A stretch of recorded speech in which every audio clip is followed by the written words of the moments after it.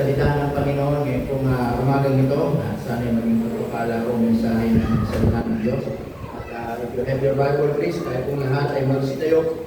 Tukunin natin ang ating pong mga Bible sa aklat po ng 2 Timothy chapter 2. Okay, 2 Timothy chapter 2.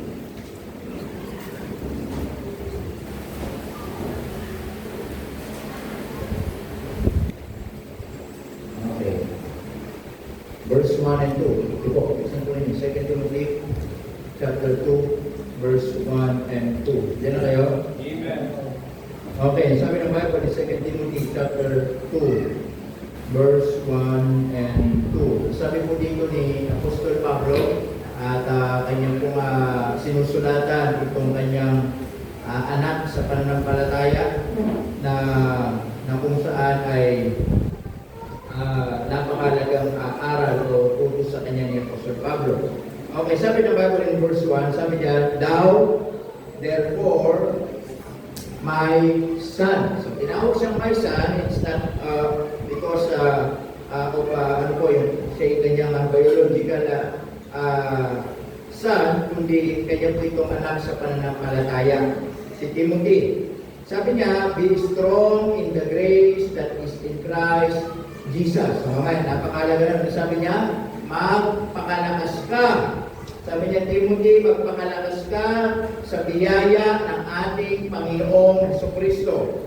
And the things that thou hast heard of me. Sabi, at lahat ng mga bagay na sinusulat mo ngayon, mga bagay na itinuturo mo ngayon, mga bagay na naririnig mo mula sa akin, ang sabi niya, among many witnesses, sa harap ng maraming mga tao. Ano sabi niya? The same, commit thou to faithful men who shall be able to teach others also. I want you to take that from sabi niya, the same, commit thou, saan daw? To faithful men. Amen? So, faithful men. So, we will, ano po ngayong umaga, at kumisay patungkol po how to be a good Father. Let me mag-pray. Panginoon, salamat po ng marami. Help us, Lord, to be, to help us, Lord, to understand what are we going to study this morning. Bigyan po kami ng karunungan, pagpalayan po kami at patuloy na kayo mangusap po sa amin at maging pagpapala po ito sa pangalan ni Jesus. Amen. Okay, you have to proceed. Amen. At,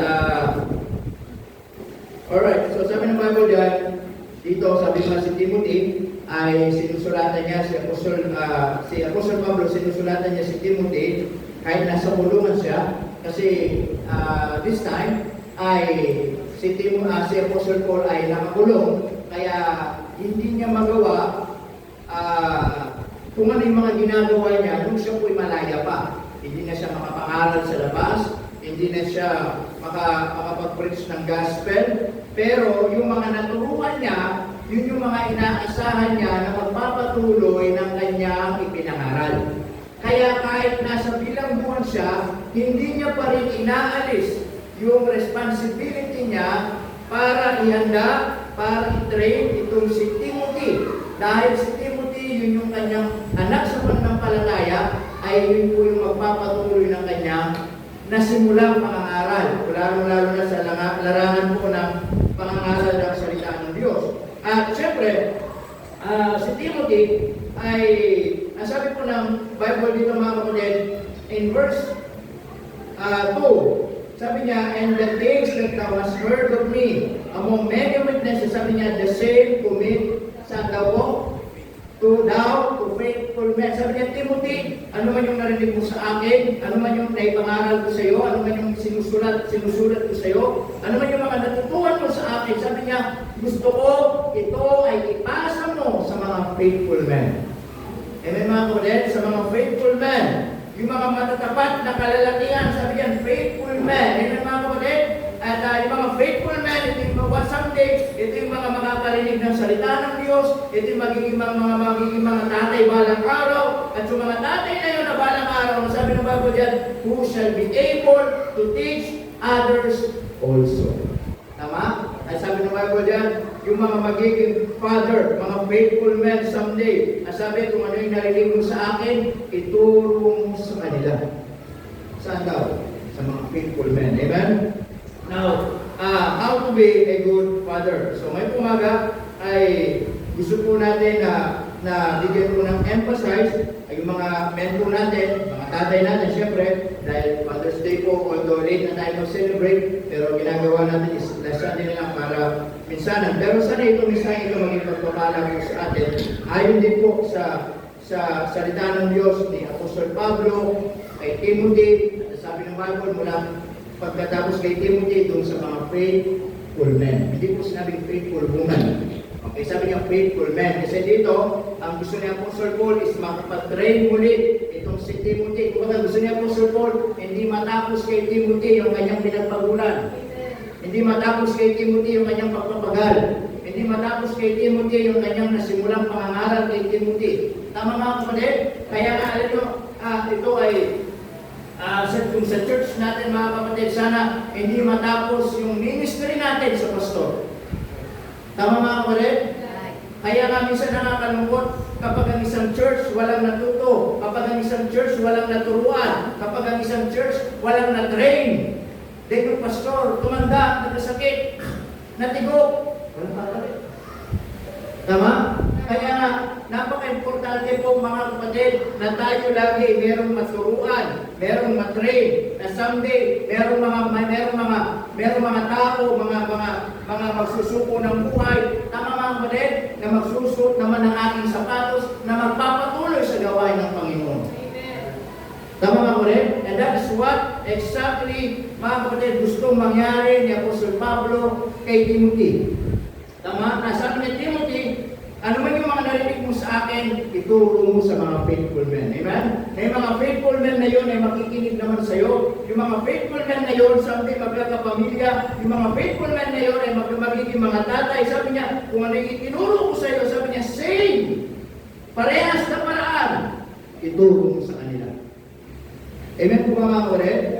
So how to be a good father? So number one, na gusto kong maunawaan po natin, of course, given na po mga kapatid, for us to be a good father, especially given na, number one, bago tayo number one, given na po, para maging good father tayo, ito tayo ng tamang relasyon sa Panginoon. Tama mga kapatid? Magkaroon tayo ng tamang relasyon sa Panginoon mga kapatid. Amen? Na yung isang tatay na yun ay kailangan makakilala sa ating Panginoong Jesucristo. Amen? Makakilala sa ating tagapagligtas, wala pong iba ang ating Panginoong Jesucristo, upang sa ganon masimulan niya yung pagiging tinatawag natin a good father. And not only a good father, but also a godly father. Amen? And not only a godly father, but also a guide father. Tama? A guiding father. Kailangan nagsisimula yan sa isang tatay na mayroong personal na relasyon sa ating pong Panginoong Jesucristo. Amen mga kapatid? Gusto ko maunawaan po natin mga kapatid, ang tagumpay ng isang tahanan, ang tagumpay ng isang ng pamilya mga kapatid, hindi nakadepende kung gaano kaganda yung trabaho ng tatay. Hindi nakadepende yan kung gaano karaming pera na ipapasok ng isang tatay sa loob ng tahanan. Hindi nakadepende yan kung anong klaseng sasakyan ang minamaneho ng isang tatay na yun. Hindi nakadepende yan mga kapatid kung gaano karaming mga bagay na ibibigay sa mga anak yung tatay nyo. Nakadepende ito mga kapatid sa isang tatay na mayroong tamang relasyon sa ating Panginoong Jesucristo. Amen mga kapatid? Yun yung pinaka-importante, yun yung pinaka-mahalaga na itong mga tatay na ito, first of all, magkaroon sila ng tamang relasyon sa ating Panginoong Jesucristo. And always, I encourage everyone mga kapatid, marahil, meron tayong mga asawa na mga unbeliever, meron tayong mga tatay na mga unbeliever, huwag tayong mawalan ng pag-asa. Ipanalangin lagi natin sila sa Panginoon. Amen mga kapatid? We should always pray for them. Amen? That is given mga kapatid na nagsisimula ng isang tatay ay magkaroon ng tamang relasyon, magkaroon ng tamang tapos sa ating pong Panginoong Jesucristo. Amen? At magsisimula doon, how to be a good father. Number one, of course, it says, dito mga kapatid, according to my sa aking pag-aaral, ito yung nakita ko. Number one, love your wife. Ha? Kung gusto natin maging mabuting tatay, hindi lang asawang lalaki, sabi dyan, mahalin natin yung mga asawa natin baga. Amen mga kapatid? Tama? Ang hirap naman, mas mahal mo yung sasakyan mo kaysa sa asawa mong babae. Mas mahal mo yung trabaho mo kaysa sa asawa mong babae. Mas mahal mo yung cellphone mo kaysa sa asawa mong babae. Mas mahalin natin ang asawa natin. Hindi bali mawalan ka ng sasakyan mo, mawalan ang asawa mo. Ha? Tama mga kapatid? Amen po ba? Yung sasakyan na bibili, asawa hindi. Yung cellphone na bibili, yung asawa hindi. Meron ba pang bayan? Tama mga kapatid? Amen po ba? So love your wife. Husband, it says, love your wives. Amen? Mahalin natin ang ating mga asawang babae. Bakit? Sapagkat sila ay binigay ng Diyos sa atin. Amen? Nasabi po ng salita ng Panginoon, di ba mga kapatid? Ang lalaki na nakasumpong ng asawa ay nakasumpong ng mabuting bagay. Tama po ba? Kaya kayo, kung gusto nyo maging asawa, balang araw mga kapatid, sumpungin nyo muna ang Panginoon. Amen? Tama po ba? So love your wife. Ito lagi natin na pag-aaralan. Ito lagi natin napapakinggan. Kasi every February, meron tayong mga couples banquet, tama? At meron tayo lagi. Nare-remind ito sa atin kasi mga kapatid, ito yung mahalaga sa church natin. Tama? Amen? Yes, there is no such thing, perfect marriage. Amen mga kapatid? Pero ang kalooban ng Diyos, na yung pinagsama na yun, hindi pwedeng paghiwalayin. Ngayon, pinapasa yung divorce bill. Tama? Kaya nakakalungkot sa bansa natin. Pero tayo, naunawaan natin yung pinagsama ng Diyos, hindi pwedeng paghiwalayin ng tao. Maliban ang kamatayan ang pwedeng maghiwalay sa kanila. Amen mga kapatid? So, hindi lagi napapaalala sa ating mga kapatid. Kasi alam po natin, naunawaan po natin, mga kapatid, ito'y napaka-importante sa buhay natin.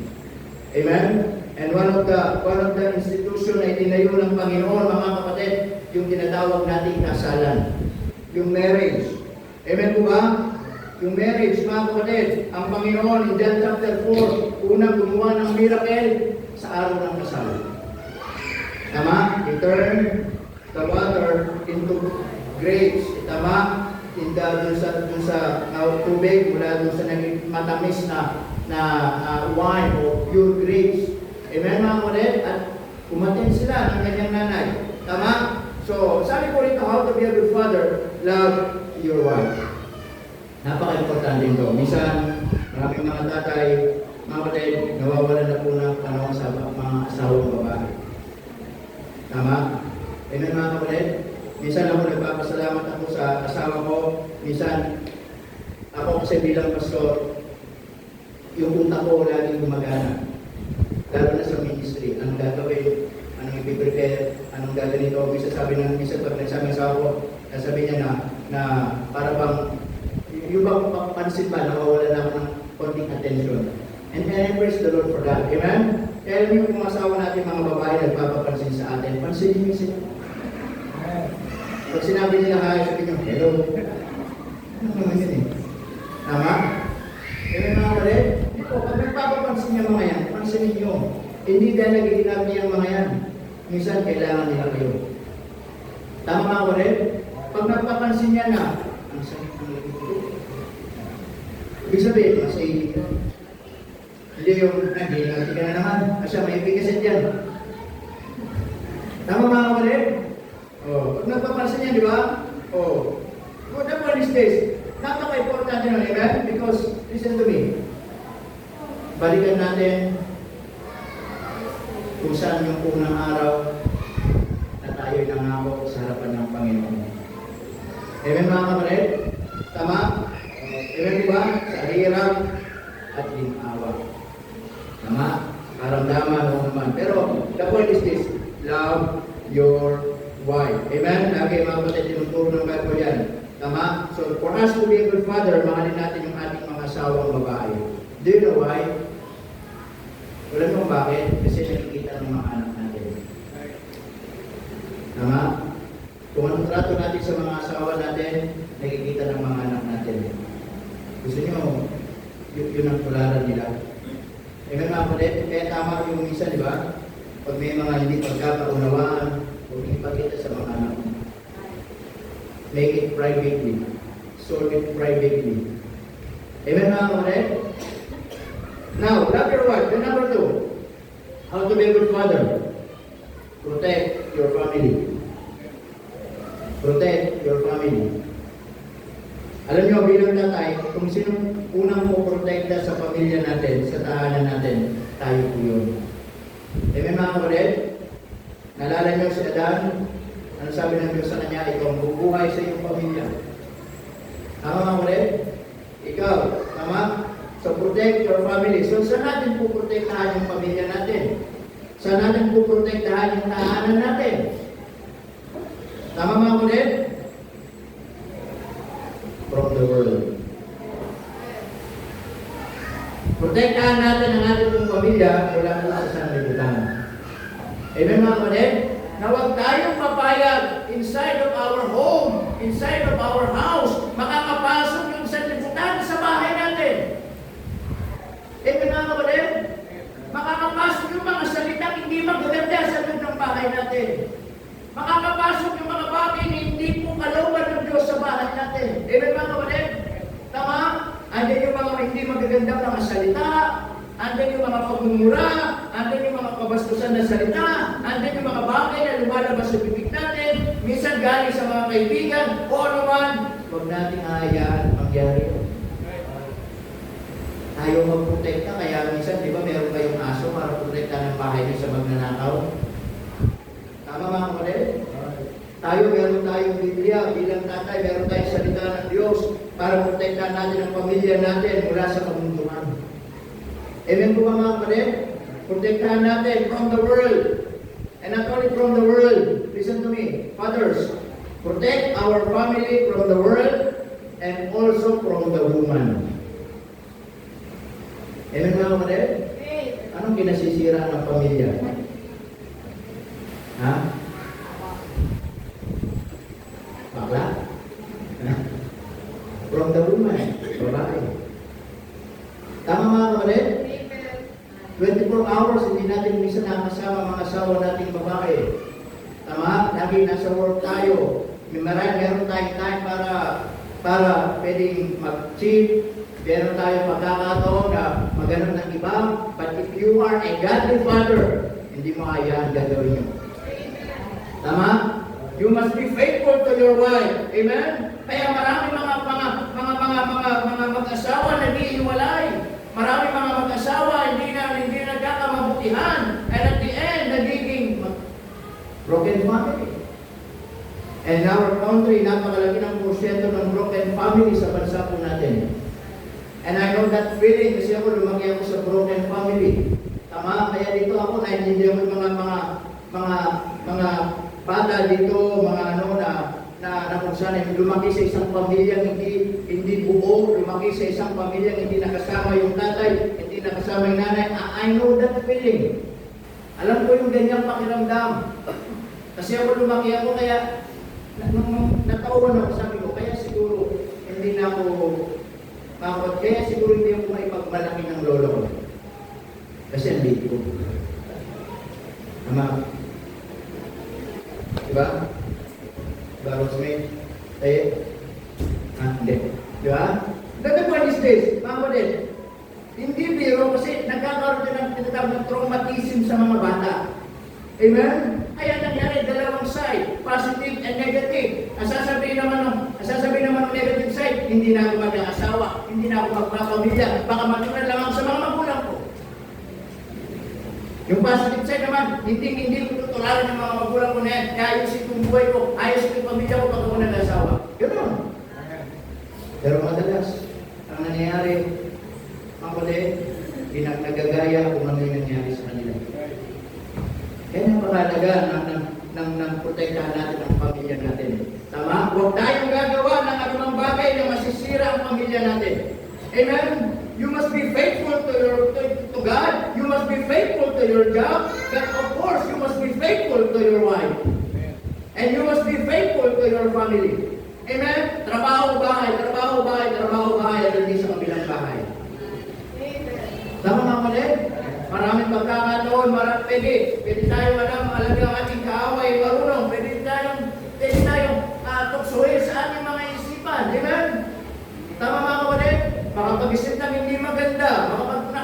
pag-asa sa ibang mga kababayan. Mga kapatid, that is what the world, that is what Satan.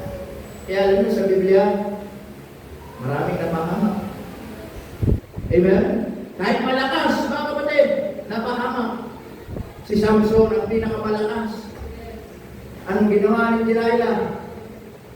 Kinuha yung kanyang loob. Amen? Ano sabi ni Delilah? Saan ba nanggagaling lakas mo? Sabi niya, sa aking long hair. Sa aking buho. Tama? Sinutol. Nawala yung lakas. Amen mga kapatid?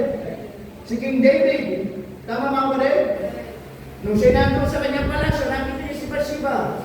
Nakaupad. Pumasok yung pananamantala sa kanyang pong kaisipan, sa kanyang pong puso.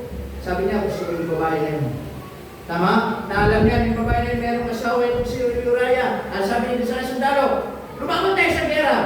Nung tayo niya, walang gera. Sabi, lalaban tayo, susubot tayo. Sabi niya, yung asawa niya si Uriah, ilagay mo sa unahan. Siyempre, naman tayo. Tama? Oh. So nabuhay si Bathsheba, nagkaroon sila ng anak, pero parang the consequence na matay yung anak nila. The point is, mga kapatid, nasa ating kamay, fathers, kung ano magiging kainagnan ng ating pamilya. Amen? In just one mistake, pwedeng masira ang pamilya natin. In just one mistake and wrong decision, pwedeng mabago ang pamilya natin. Na mula sa masaya, magiging masalino. Tama mga kapatid? Kaya minsan sa mga mapapanood nyo, minsan sa TV, tama? Lalo na minsan ay yung mga mahilig manood kay Rabbit Tulfo. Lagi na lang pinapatulpo, yung tatay hindi nagsusustento, yung tatay nag-abroad, ganyan, yung tatay. Di ba mga kapatid, yung tatay ay sumama sa iba, naganap ng iba, kasi yung asawa niyang babae ay tumabingi yung ilong kasi nagparitoke, nadapa, sumubsub sa parang, tumabigay. Sabi niya, ano kasi? Hindi kayo mag-retoke ang ilong niya. Tama? Amen mga kapatid? Alam niyo daw, malalaman niyo na daw ng tao kapag breastfeed dyan ng baby o bote, makikita niyo daw sa ilong. Kasi pag breastfeed daw yan, kasi pag nagpapadede, lagi natama yung ilong sa uso ng nanay. Pero pag matapos daw yan, bote yan. Breastfeed ang mga yan. Tapos yung gata sa inan. Ang gano'n ba? Kaya yung mga mupango kayo, mas malusog kayo, bakit breastfeed kayo? Pangungalan. Di ba? Kasi napipipit yun pag nagpapasusi eh. Kasi JBS na nagpapasusi yan. Tama? Nagan yung ilong kasi napipipit eh. Kaya pang bata pa, abulin nyo. Bye. Anyway, mga kapatid, protect your family from the world and from the woman. Amen? Husband, just a godly reminder sa bawat isa po sa atin. Kahit malayo man tayo sa asawa natin, maging faithful tayo sa asawa natin. Kahit malayo man tayo sa kanila, maging faithful tayo sa kanila. Amen mga kapatid? Dahil hindi lang po ito pinag-usapan yung pagsasama natin. Pinag-usapan dito, pamilya natin. Tama? Not only that, not only protect your family, but also provide for your children. Provide for your children. Tama? Kaya po ako pag nag-dedicate sa mga bata, tatlong bagay lang po mga kapatid, yung hinihingi kong ibigay po ng mga magulang sa mga anak. Una, yung kanilang basic need. Ano yun? Tahanan. Kailangan merong tahanan yung baby na sisilungan. Tama? Amen? Asal ng tahanan, may damit. May pagkain. Amen mga kapatid? Then pangalawa, hindi lang po home, pero pangalawa mga kapatid, yung tinatawag na education. Pag-aaralin ng bata. At syempre, higit po sa lahat, nagtawag natin spiritual life. Tama? Ipakilala mo ang Panginoon sa kanyang buhay. Amen? Kaya kung tayo mag-aasawa at magkakaroon ng anak, o mag-aasawa pero we're not ready. Tama? Ayaw natin magkaanak, baka wala tayong pamilya. Okay? Kaya nga, sabi nga lagi ba, yung pagpapamilya, hindi yan basta naisip lang. Tama? It is a long process. It is in God's timing and it is not on our timing. It doesn't mean parang feel na natin na, marami namin ipon, kaya na namin. No. Tama mga kapatid? It doesn't mean na parang pakiram, ready na kami. Parang okay na. No. Dahil, kung may sayo ng linggo, di ba? Humingi pa rin tayo ng gabay sa Panginoon. Tama mga kapatid? Humingi tayo ng gabay sa Panginoon. So, provide for your children. So, as a father, for us to be a good father, it is our job, responsibility to provide the needs of our family, the needs of our children. Amen mga kapatid? Kaya salamat po sa mga tatay talaga naman nagtatrabaho. Sa mga tatay dyan na nagsisikap. Na minsan kailangan tiisin kahit malayo sa pamilya. Alam-alam po para i-provide yung mga pangangailangan. Amen? Na kung saan talagang tinitiis yung lamig na mag-isa kahit walang yakap ng mailin na asawa ay tinitiis kasi kailangan makapag-ipon, makapagpadala sa pamilya o makapag-ipon para sa pangangailangan, sa pag-aaral, sa araw-araw. Okay, napaka-responsable ng mga yun. Amen mga kapatid? Amen? Abay, kaysa naman yung mga tatay, walang ginawa, tama? Umaga, alak. Tanghali, alak. Gabi, alak. Umaga, sugal. Tanghali, sugal. Gabi, sugal. Tama mga kapatid? Yung bang kung kailan nagkasawa at saka naging piling binata. Amen mga kapatid? Yung uuwi, anong oras gusto mong umuwi? Tama po ba mga kapatid? Amen? Yung para bang hindi niya naisip na merong pamilya. May maraming ganyan. Amen mga kapatid? Minsan mga tatay, yung iba, mga tama. O, di ba? Tama mga kapatid? O. The point is this mga kapatid. Biblically, in the Garden of Eden, that is one of our great responsibility. When God, mga kapatid, ay punished Adam, ano sabi niya? Ikaw ang bubuhay sa iyong pamilya. At agulog. Sa iyong mga kamay na kasalalay para sa iyong pamilya. Amen mga kapatid? Biblically, yes. Tama? Kaya, alam niyo, minsan sabi nga, minsan, check nyo rin yung mga kamay ng mga tatay. Tama? Baka puro tayo na yan. Bakit?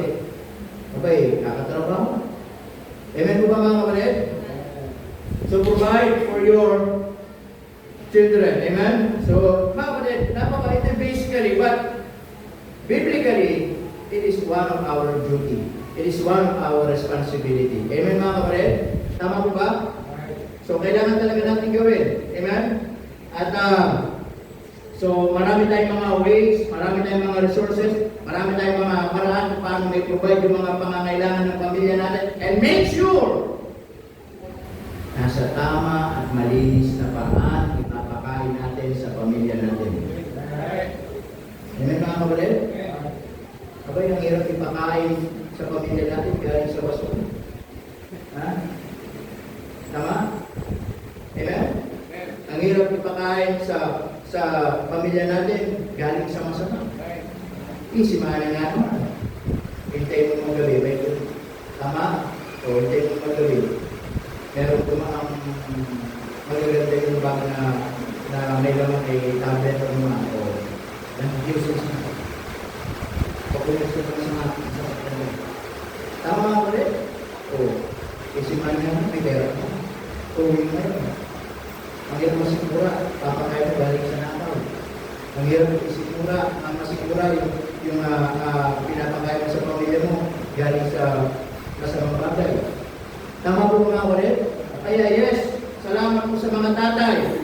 Mga tatay natin na kung saan lumalaban ng patas para sa pamilya nila. Na kahit mahirap, kailangan gawin kasi tama. Na kahit pagod, kailangan tiisin kasi hindi gumagawa ng masama. And it is the Lord for that. Amen? Tama po ba? Kaya sabi ng Bible mga ulit, sabi po ay provide for your children. Amen? At especially, of course, naman natin, one of our great provider ay ang ating pong Panginoon. Amen? Yes, we Father, natrabaho tayo, pero yung kakalimutan, dumipende pa rin sa tulong ng Panginoon. Kung pala tayo independent sa magagawa natin, kung pala tayo independent sa trabaho natin, kundi depende pa rin tayo sa biyaya ng Panginoon. Amen mga kapatid? Tama po ba? So kami, ganun kami mga kapatid. tatlo yung posisyon ko. Asawang lalaki. Tatay sa mga anak. Ano ba? Pastor. Amen mga kapatid?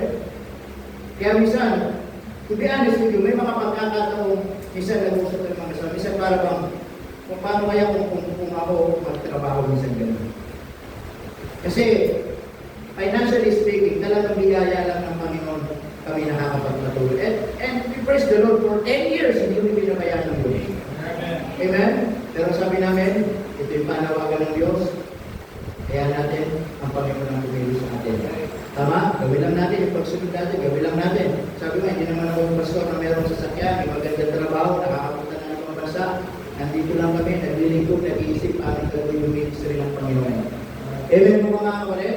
Tama? Kaya ako kami lagi yung prayer namin sa Panginoon. I-bless kayo ng Diyos. Tama? Para ano? Kayo gawin yung Diyos. Okay, ako, gano'n yung prinsipyo ko. Di ba, hindi kayo gamitin kahit hindi magtawad. Eh, bakit? Okay, mas maganda po yung guro. Tama po mga kapatid? So now, provide for your children. Amen? Kaya, then, not only that, mga kapatid, train your children. Train your children. Turuan natin yung mga anak natin. Especially, mga kapatid, how to be a good, paano sila magkaroon ng godly na pag-uugali, tama, kaya kami, alam nyo, listen to me, do not expect a perfect children. Minsan, kahit pastor ka na, pero mga anak natin ay talagang ayaw makinig, hindi na natin choice yun. That's their choice. Tama? Kaya nga, minsan mga ulit, minsan lagi namin pinapaunawa sa mga anak namin. Na kung saan, yung mga magulang ninyo nasa ministry. Pero, lagi namin sinasabi sa lahat na iisipin ninyo na kayo ay mga anak ng pastor. Amen? Kasi, alam niyo, minsan, on my experience, at sa mga kailang mag-aaral, ang hirap maging pastor, alam niyo ba yun? Alam niyo ba yun? Kasi, nakatingin ang tao sa mga anak ng pastor. Kaya nga, minsan pag yung anak ng pastor nagkamali, ang sinisisi yung pastor. Sabi, ano ba naman yung pastor? Parang naman yung tali, din yung itulong. Pag nagkamali yung anak ng pastor, sabi, hindi magaling yung pastor yan. Bakit tingin ba yung pastor hindi tinutulungan yung anak? Amen mga kapatid? Tama ko ba? Hindi tinutulungan yung anak. Listen to me, kahit mga bata yan may sariling isip ko.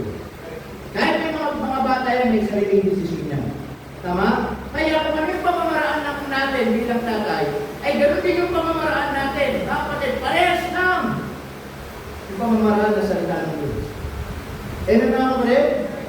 Kaya nga, minsan, ang hirap lang minsan, para bang ang mga anak ng pastor minsan, para bang nilalagay sila sa isang sitwasyon na para bang kailangan maging banal sila. Kailangan hindi sila magkamali. Kailangan hindi sila magkasala.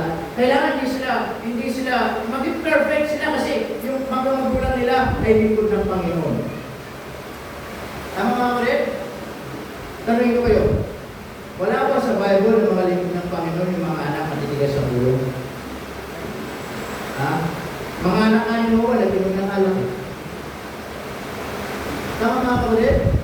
Pero diba? Mga anak nga ni Job puro kasama ng ginagawa. Pero si Job, matuwid sa harap ng Diyos.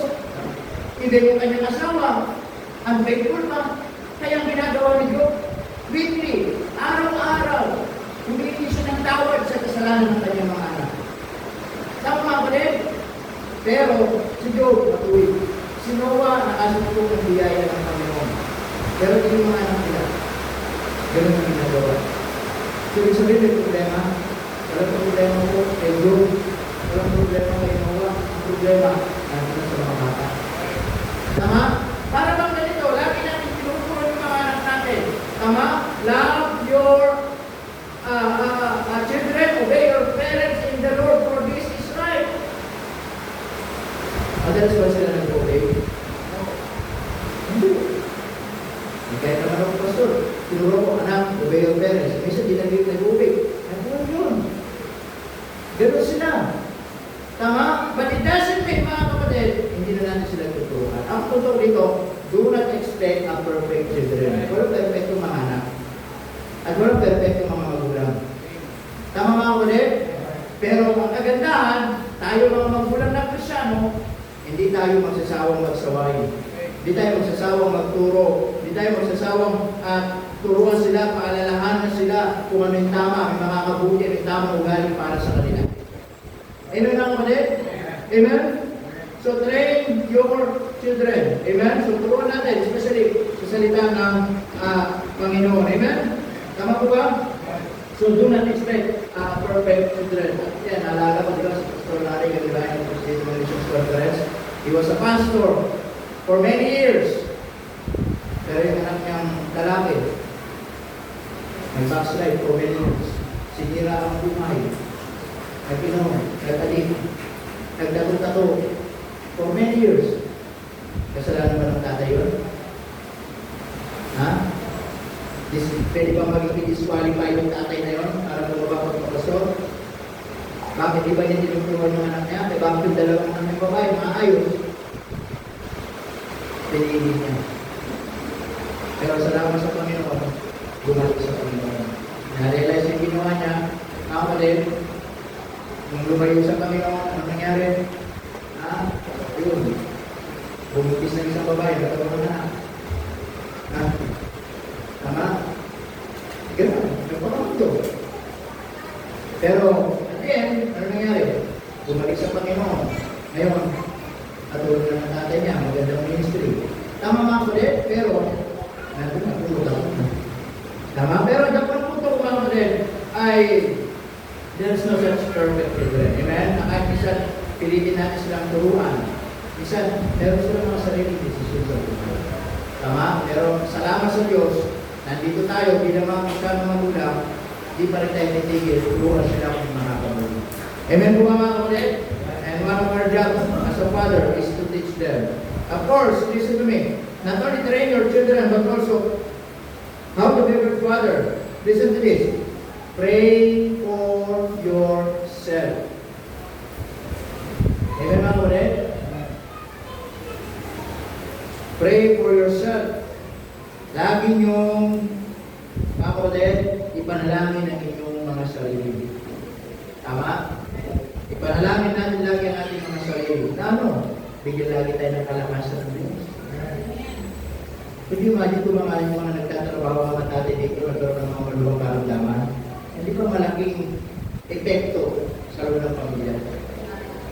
Tama? Kaya kayo, lagi niyo ba pinapanalangin yung mga asawa ninyong lalaki? Na sila laging ingatan ng Diyos. Sa pagtatrabaho nila, lagi silang gabay ng Diyos. Sa pagtatrabaho nila, pagpabiyahin hindi sila madisgrasya. Tama mga kapatid? Amen? Lagi nilang ingatan. Kaya tayo din naman. Aba, mayroong mga nananalangin sa atin. Ingatan din natin sa sarili natin. Walang masama magtrabaho. Ang masama pagsusod na sa trabaho. Tama mga kapatid? Amen? Walang masama magtrabaho. Ang masama, inaabuso natin ang katawan natin sa sobrang trabaho. Ha? Tama? Pag nagkasakit tayo, sinong maapektuhan? Tama nga po rin? O pag kita na pagtrabaho, sinong maapektuhan? Tama? Kaya iwas-iwasan din yung pagkain mga matatakan.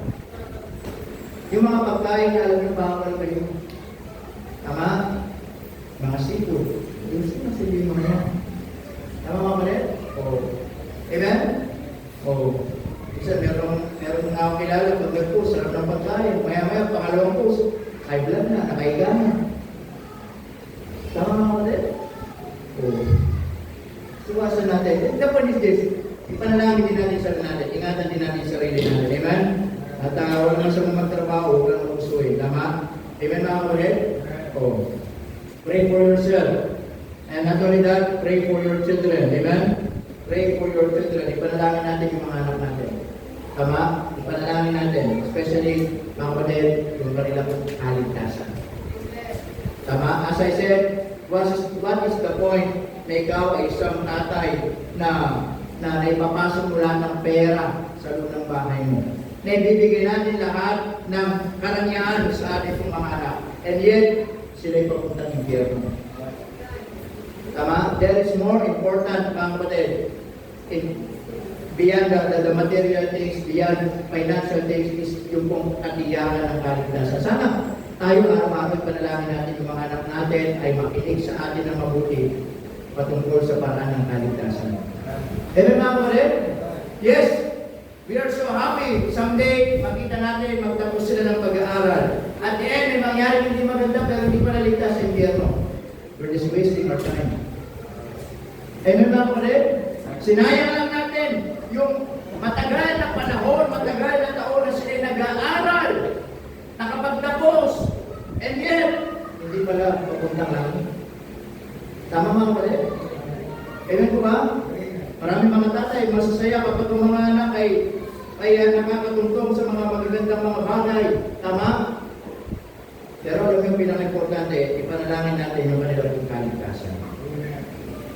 Amen, mga kapatid. Araw-araw, iluhog natin sa Panginoon. Araw-araw, i-remind natin sila. Araw-araw, sabihin natin sila na sila yung makasalanan. Araw-araw, turuan natin sila na kailangan nilang Panginoon. Kasi yun yung pinaka-importanting bagay na kailangan po nila. Amen ba?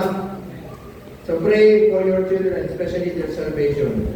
And listen to this, not only that, fathers, be a positive role. Kaya sabi ng Bible diyan sa verse 1, ano sabi ni Apostle Paul? Thou therefore, my son. Ano sabi niya? Ano sabi niya? Be strong in the grace that is in Christ Jesus. The word, ano sabi? Be strong.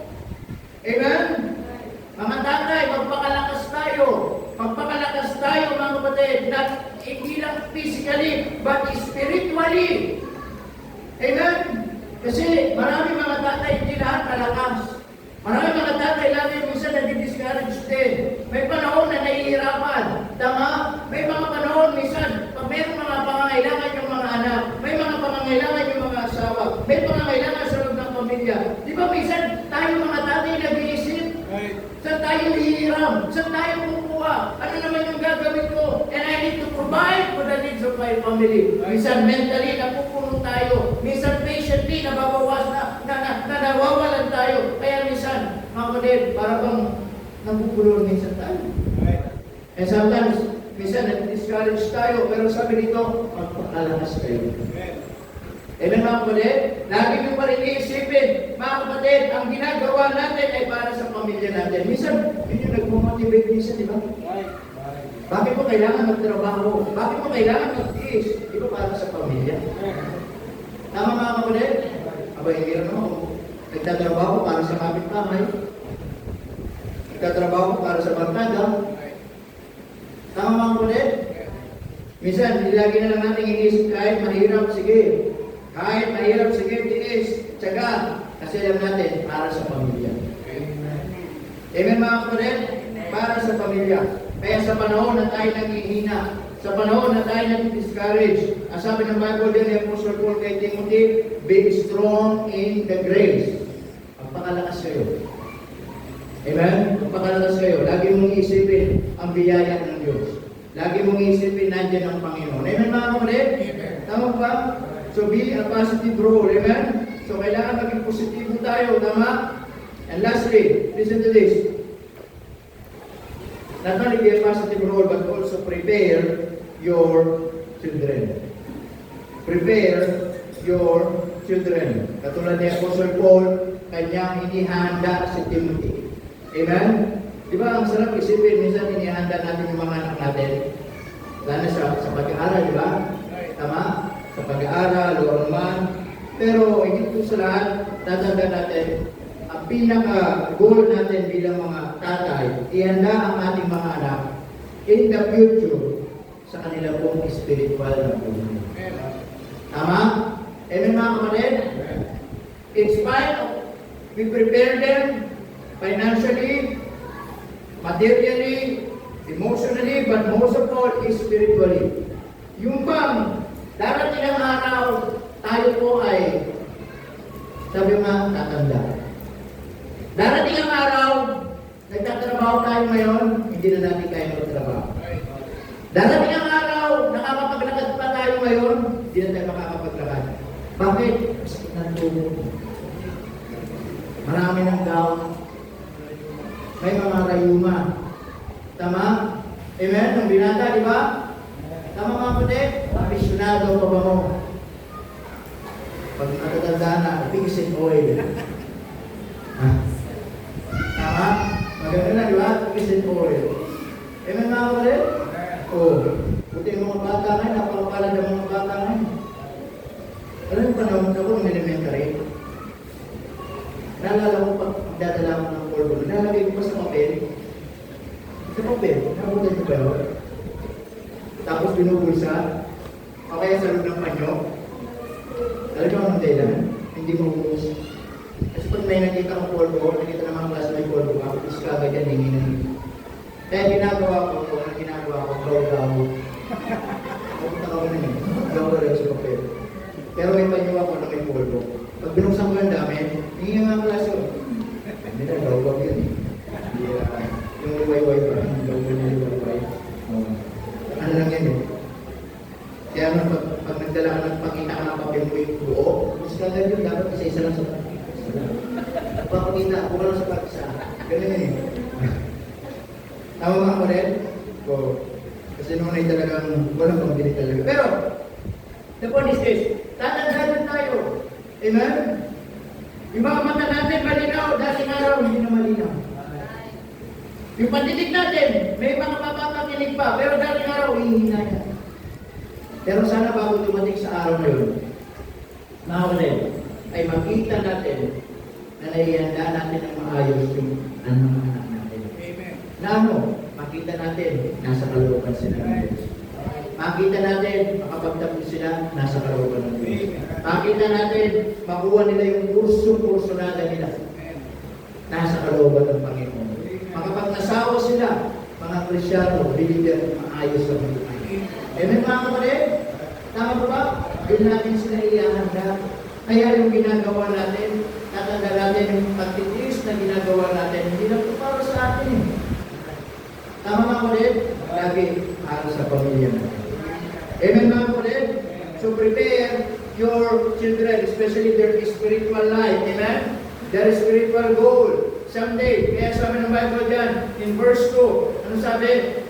In the days that thou hast heard of me among many witnesses, ano sabi? The same, commit to the, sabi yan, thou to faithful men. Tama mga kapatid? Na sana merong mga maalala ang mga anak natin na ipagpapatuloy nila. Amen mga kapatid? Kaya mo silang maalala na itinuro natin na maalala nila sa buhay natin. Amen po mga kapatid? And especially, maturuan natin sila ng pinakamahalagang bagay o kayamanan dito sa mundo ito. Hindi pera, hindi material. Tama? Kundi ang Panginoon Diyos ang mahalaga sa buhay nila. Amen po mga kapatid? Hindi ba napaganda yung nangyayanda natin sa kanila? Amen mga kapatid? At sana bilang mga tatay, that will be our goal. Amen? And as we close, mga kapatid, ay tayo naman, mga pinagkatiwalaan ng mga godly men, pinagkatiwalaan ng mga faithful men. Di ba tayo masaya na sila binigay ng Panginoon sa atin? Amen mga kapatid? Di ba tayo masaya na sila pinagkatiwalaan ng Panginoon sa atin? Amen mga kapatid? Tama? At maybe sabi ko nga, ang buhay natin, lumilipas lang yan. Tama? Lumilipas lang ang buhay natin. Dati mga bata tayo, may mga magulang, ngayon matanda na, wala ng magulang. Pero may mga anak tayo. At yung mga anak natin, tayo magulang nila ngayon. Darating araw tayo, mga natatanda, yung mga anak natin, sila magiging magulang sa mga magiging apo natin. Tama? Ang tanong, anong iahanda natin? Sana, yung makita nila ang Panginoon pa rin, ang pinaka-sentro, yung susundan nila pamantayan sa buhay natin. Amen mga kapatid? Alam mo nung isang araw, tumawag yung tatay ko, ang mga siya. Sabi ko, kung ang sa video ko, wala kayo. Di ba tayo sa video? Kasi pag tumawag yung mga yan, kaya sa video, wala kayo. Parang naroon na yung mga at tumawag na tapos sa video ko, ay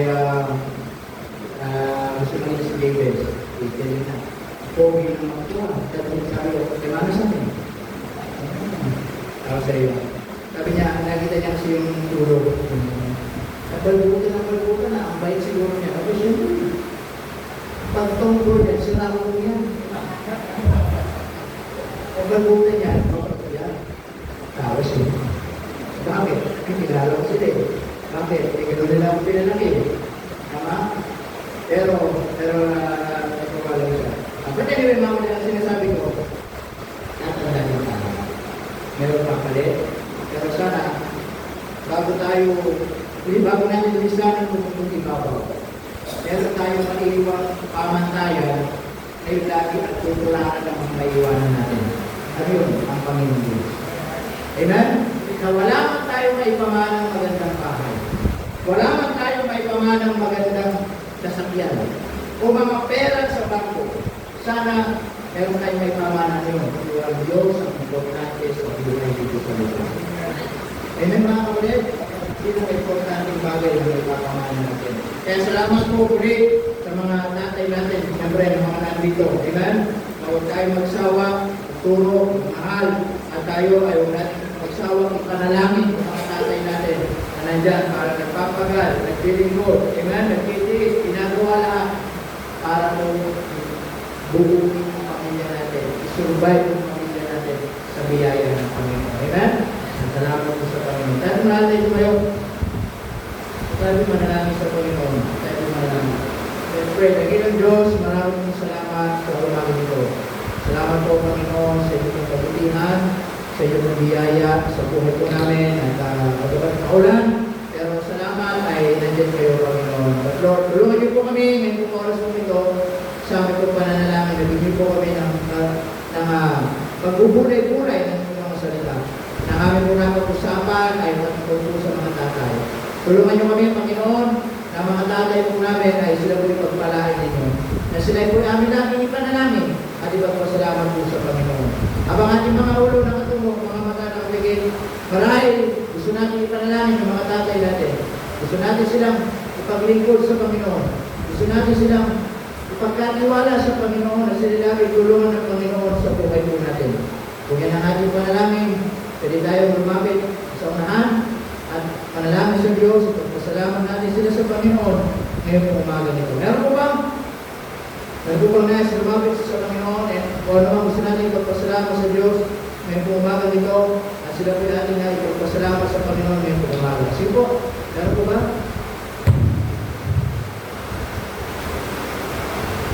Sige po.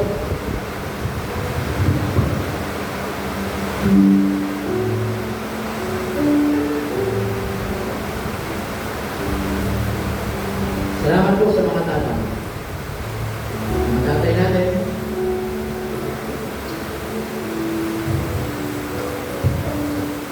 Magsisikap. Kapagal. Na minsan, hindi man natin sila madalas na kukumusta. Hindi man natin sila, alam niyo mga tatay. Yan yung mga tatay na minsan, hindi madalas magsabi kung may problema. Hindi madalas magsabi kung meron nararamdaman. Hindi madalas magsabi kung ang pinagdadaanan. Minsan, tinatago nila. Minsan, sinasarili nila. Dahil ayaw nila, mag-alala tayo. Na minsan, kahit meron nangyari hindi maganda sa trabaho, sinasarili nila. Minsan, kahit malungkot, ayaw nila ipakita. Basta sila, isip nila, ang trabaho, para sa pamilya. Magsikap para sa pamilya. Na walang ibang iniisip ay sa ikabubuti ng pamilya. Salamat po sa mga tatay na yan na binigay ng Panginoon sa atin. Sana panalangin natin na sila po lalo pang pagyamanin ng Diyos. Lalo pang biyayaan ng Diyos. Lagi silang bigyan ng kalakasan ng Panginoon araw-araw. Na sa kanilang pagpunta sa trabaho, ay ibalik sila ng Diyos sa ating mga tahanan ng papayapa. Na sa kanilang pagbabiyahe, lagi silang ingatan ng Panginoon. Araw-araw sa ginagawa. At hindi tayo masaya lang dahil sa mga pera, material, sahod na kanilang inulog. Kundi kung sila makita natin walang sakit. Makita natin sila walang karamdaman. Makita natin silang tayo ang kanilang prioridad. Makita natin silang hindi nawawala ng pag-asa sa para sa pamilya natin. Magpasalamat tayo sa Panginoon. Mga anak, have you ever tried na magpasalamat sa mga tatay nyo? Sa mga baon na binibigay nila, na minsan meron kayong mga pangangailangan sa school, minsan meron kayong mga gustong ipabili, pero sila minsan wala kayong maririnig. Hanggang kaya nilang ibibigay nila. Praise the Lord po dahil. Minsan, mabigyan lang tayo ng masarap na pagkain. Kahit sila minsan hindi makakain ng hindi masarap, okay lang. Kasi minsan lagi nilang iisip para sa atin. Kaya Panginoon, maraming pong salamat sa mga faithful men na binigay niyo po. Especially sa church na to. Lord, I pray na pagpalain niyo po mga men dito sa church. Tulungan niyo sila. Lagi niyong palaguin. Especially mag-lingkod po sa inyo. Lagi niyong ipaunawa ang pinakamahalaga sa bilang pagiging tatay ay ang pagmamahal namin sa inyo, Panginoon Diyos, at sa amin pong Panginoon. Salamat po Diyos sa inyo pong kabutihan. Pagpalain niyo po bawat isa at patuloy na namin ginagawa. Ito po ang aming samot dalangin sa pagkakas sa pangalan ng aming Panginoon Jesus. Amen and amen. Praise the Lord.